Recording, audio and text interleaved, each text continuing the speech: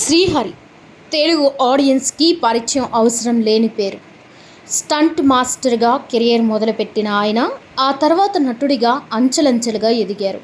విలన్గా, క్యారెక్టర్ ఆర్టిస్ట్గా, హీరోగా, నిర్మాతగా రాణించి తెలుగు సినిమా ఇండస్ట్రీలో తనకంటూ ఓ ప్రత్యేక గుర్తింపు తెచ్చుకున్నారు. కెరియర్ ప్రారంభంలో పవర్ఫుల్ పోలీస్ పాత్రలకి కేర్ ఆఫ్ అడ్రస్గా నిలిచిన శ్రీహరి ఆ తర్వాత ఇతర హీరోల సినిమాల్లోనూ నటించారు. నటి, డిస్కో శాంతి, రియల్ స్టార్ శ్రీహరి సతీమణి తమ కుటుంబ జీవితం, శ్రీహరి దానగుణం గురించి ఆత్మీయంగా తాజాగా ఓ ఇంటర్వ్యూలో పంచుకున్నారు. శ్రీహరి ఇంటికి ఎవరైనా వస్తే వారికి సాయం చేయకుండా పంపేవారు కాదని ఆమె గుర్తు చేసుకున్నారు. రాత్రి 2-3 గంటల వరకు షూటింగ్ ఉన్నప్పటికీ ఇంటికి వచ్చే అతిథులతో గడిపేవారని తెలిపారు డిస్కో శాంతి. శ్రీహరి తన సంపాదన మొత్తాన్ని దాన ధర్మాలకే ఖర్చు చేసేవారని, ఆ విషయంలో ఆయనకి ఏమాత్రం సంకోచం ఉండేది కాదని డిస్కో శాంతి అన్నారు. ఎవరు వచ్చి ఏమడిగినా శ్రీహరి దానం చేసేవారు. అయితే శ్రీహరి ఆస్తుల్ని సగం పైగా కొందరు కాజేశారు. క్లోజ్ ఫ్రెండ్స్ ఆస్తులు సగం పైగా కొట్టేశారు అని డిస్కో శాంతి తెలిపారు.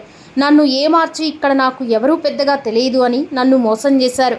నా నగలన్నీ తాకట్టు పెట్టుకోవాల్సి వచ్చిందని శాంతి తెలిపారు. అయితే ఆయన దానశీలత వల్ల తమ కుటుంబానికి ఎలాంటి లోటు రాలేదని డిస్కో శాంతి స్పష్టం చేశారు. నా పిల్లలు వెళ్ళి భిక్షం ఎత్తుకోలేదు కదా, ఫర్నిచర్స్ అన్నీ బానే ఉంది కదా అని ఆమె అన్నారు. శ్రీహరి ఇచ్చిన వరం వల్లే తాము ఆర్థికంగా నిలదొక్కున్నామని ఆమె అన్నారు.